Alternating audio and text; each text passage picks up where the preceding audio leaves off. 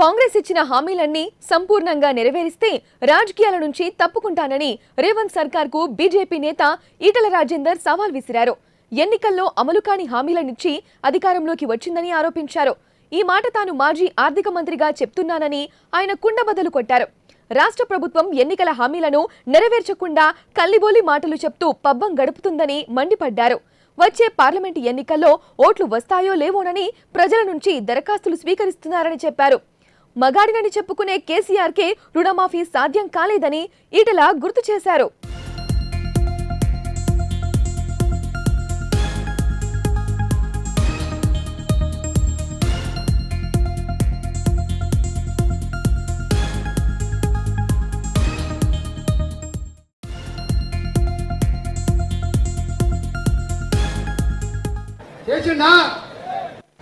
ఎన్నికలు వస్తున్నాయి, పార్లమెంట్ ఎన్నికలు.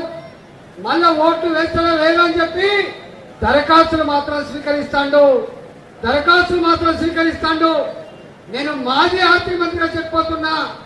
నేనంటున్నా, కాంగ్రెస్ ప్రభుత్వం ఇచ్చిన హామీలు కనుక సంపూర్ణ అమలు చేస్తే రాజకీయాలు తప్పడం సిద్ధంగా ఉన్నా.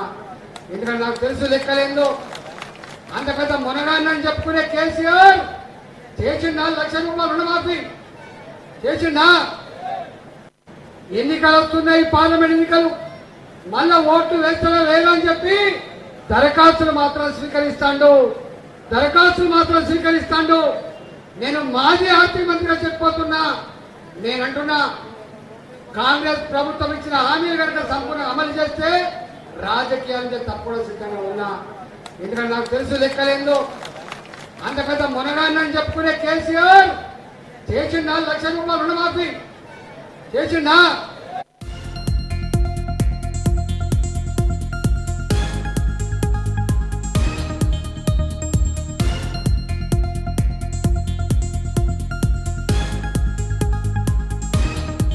కాంగ్రెస్ ఇచ్చిన హామీలన్నీ సంపూర్ణంగా నెరవేరిస్తేనే రాజకీయాల నుంచి తప్పుకుంటానని రేవంత్ సర్కార్కు బీజేపీ నేత ఈటల రాజేందర్ సవాల్ విసిరారు. ఎన్నికల్లో అమలు కాని హామీలనిచ్చి అధికారంలోకి వచ్చిందని ఆరోపించారు. ఈ మాట తాను మాజీ ఆర్థిక మంత్రిగా చెప్తున్నానని ఆయన కుండబద్దలు కొట్టారు. రాష్ట్ర ప్రభుత్వం ఎన్నికల హామీలను నెరవేర్చకుండా కల్లిబోలి మాటలు చెప్తూ పబ్బం గడుపుతుందని మండిపడ్డారు. వచ్చే పార్లమెంటు ఎన్నికల్లో ఓట్లు వస్తాయో లేవోనని ప్రజల నుంచి దరఖాస్తులు స్వీకరిస్తున్నారని చెప్పారు. మగాడినని చెప్పుకునే కేసీఆర్కే రుణమాఫీ సాధ్యం కాలేదని ఈటల గుర్తు చేశారు.